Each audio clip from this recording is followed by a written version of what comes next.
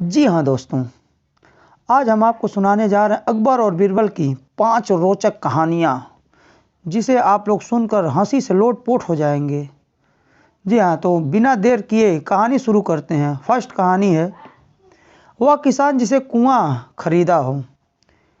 एक बार एक गरीब किसान ने एक अमीर आदमी से एक कुआं खरीदा ताकि वह कुएं के पानी से अपनी ज़मीन की सिंचाई कर सके। किसान ने अमीर आदमी द्वारा बताई गई कीमत का भुगतान किया। अगले दिन जब किसान को कुएं से पानी निकालना था तो अमीर आदमी ने उसे रोक दिया और पानी भरने से मना कर दिया। उन्होंने कहा कि किसान ने केवल कुआं खरीदा था, उसने पानी नहीं, इसलिए वह कुएं से पानी नहीं निकालने दे रहा था। न जाने क्या करना चाहिए। किसान राजा के दरबार में गया और अकबर को अपनी इस प्रवृत्ति के बारे में बताया। अकबर ने मामला बीरबल को सौंप दिया। अकबर ने बीरबल से गरीब किसान की समस्या का हल को सॉल्व करने के लिए कहा। बीरबल उस अमीर आदमी के पास गए जो किसान को परेशान कर रहा था। अमीर आदमी ने वही दोहराया जो उसने किसान से कहा था, जिस पर बीरबल ने कहा, चूँकि आपने किसान को कुआं बेचा है और पानी नहीं, इसलिए आपको सारा पानी स्थानांतरित करना होगा या पानी को खेत में रखने के लिए किसान को किराया देना होगा। अमीर आदमी को एहसास हुआ कि उसकी चाल काम नहीं आने वाली थी और किसान को पानी से कुएं का इस्तेमाल करने दिया जाए। लोगों को धोखा देने की कोशिश न करें, क्योंकि अंत में आपको इसकी कीमत चुकानी पड़ती है। हमें इस कहानी से एक सीख मिली है। दूसरी, व्यापारी को लूटने वाला चोर। एक दिन एक अमीर व्यापारी बीरबल के पास गया और शिकायत की कि उसके घर में चोरी हो गई है। उसने उसे यह भी बताया कि उसे शक है कि उसके एक नौकर ने ही उसके घर में चोरी की है। बीरबल व्यापारी के घर गए, सभी नौकरों को घेर लिया और उनसे पूछा कि घर किसने लूटा। जैसा कि अपेक्षित था, लुटेरा अपना अपराध कबूल करने के लिए सामने नहीं आया। बीरबल ने अपराधी को खोजने का एक तरीका निकाला। फिर बीरबल ने प्रत्येक नौकर को एक छड़ी दी और उन्हें बताया कि अगली सुबह डाकू की छड़ी 2 इंच लंबी हो जाएगी।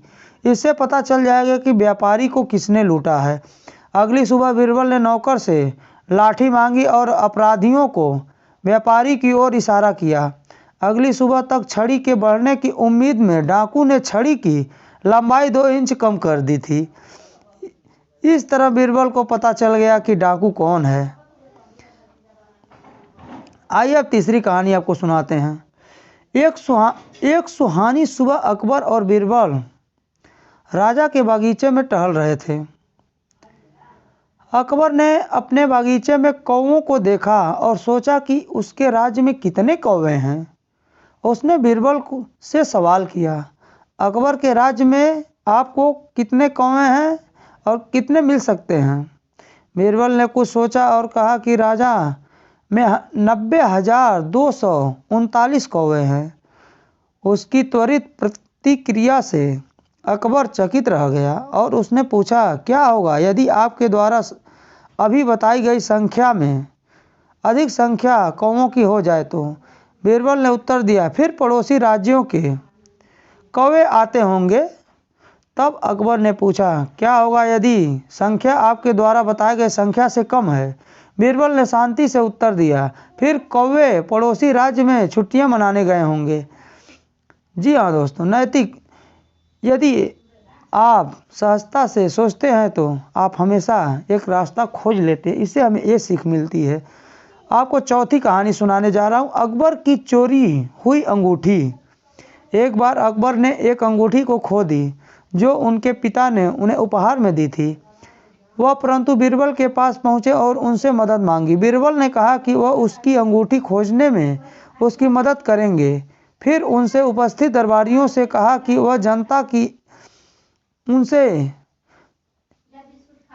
उनमें से एक ने अंगूठी चुराई होगी। अकबर ने गुस्से में पूछा कि इनमें से किसने अंगूठी चुराई? बीरबल ने जवाब दिया कि दाढ़ी में तिनका वाला दरबारी वही है जिसके पास बादशाह की अंगूठी है। अकबर अपनी चोरी हुई अंगूठी को खोजने के लिए बीरबल से मदद मांगा।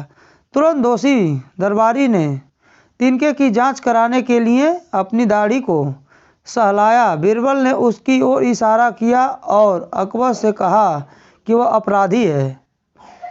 एक दोषी विवेक हमेशा इसे दूर कर देगा।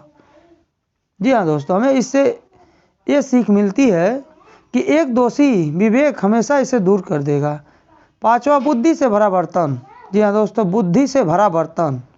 अकबर एक बार बीरबल से नाराज हो गए और उसे अपने राज्य से भगा दिया। बीरबल ने एक दूर गांव की यात्रा की और एक नई पहचान बनाई और एक किसान के रूप में काम करना शुरू कर दिया। कुछ हफ्ते के बाद अकबर को बीरबल की याद आने लगी और इसलिए उसने अपने सैनिकों से कहा कि वे उसका पता लगाएं और उसे वापस राज्य में ले आएं।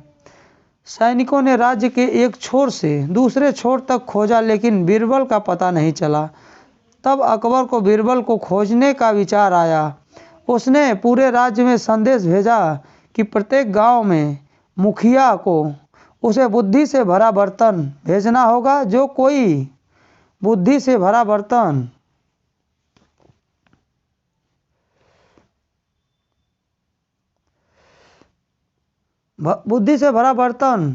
नहीं भेज सकता, वह बर्तन को सोने और हीरे से भरकर उसके पास भेज सकता है। अकबर ने महसूस किया कि बीरबल को शहर वापस लाने का बस एक ही मात्र एक तरीका है। बीरबल के गांव के लोगों को यह घोषणा बेतुकी लगी और वे सोच रहे थे कि घड़े को बुद्धि से कैसे भरा जाए। बीरबल मदद के लिए आए और राजा को जो चाहिए वो देने का एक तरीका निकाला। उसने एक छोटा तरबूज उसकी बेल से अलग किए बिना बर्तन में डाल दिया। उसने उसे प्रतिदिन सींचा और इतना बड़ा किया कि मटके की सारी जगह भर गई। बीरबल ने तब तरबूज को बेल से अलग किया और बर्तन को राजा के पास भेज दिया। बर्तन के साथ जो निर्देश भेजा गया था उसमें लिखा था, आप बर्तन में बुद्धि भर सकते हैं यदि आप तरबूज को काटे बिना सावधानी से निकालते हैं। अकबर को एहसास हुआ कि केवल बीरबल ही बर्तन भेज सकता है। वह खुद गए और बीरबल को वापस राजधानी ले आए। जी हाँ दोस्तों।